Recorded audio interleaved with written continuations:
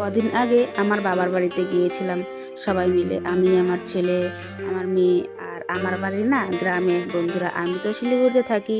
আর দেখো আমার দিদিও এসেছিলো, তো আমরা সকালবেলায় একটু ব্রেকফাস্ট বানাচ্ছি। আর ব্রেকফাস্টে হবে এই যে বগিয়া, আর হবে সঙ্গে লুচি আর চা। লুচি হবে বাচ্চাদের জন্য। আর এই যে জিনিসটা দেখছো বগিয়া, কে কে চেনো তোমরা সবাই আমাদেরকে জানাবে একটু। আর এই জিনিসটা যেহেতু হবে, আমরা দেখো এটা তেল লবণ হলুদ আর লঙ্কার গুঁড়ো দিয়ে ভেজে নিই। আর এই জিনিসটা না দুর্দান্ত হয় খেতে, তোমরা কে কে খেয়েছো অবশ্যই জানিও। এটা কিন্তু চালের গুঁড়ো দিয়ে হয়।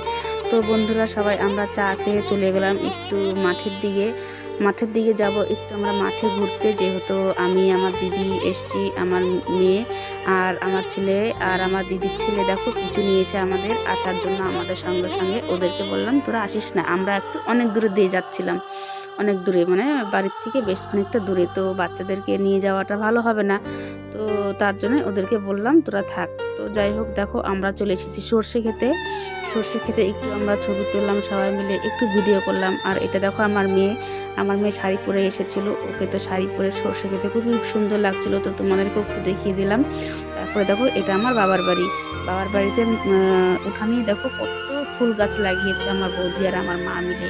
এই জায়গাটা এত সুন্দর লাগে, এত শান্তির লাগে, কি বলবো, বলে বোঝাতে পারবো না। তো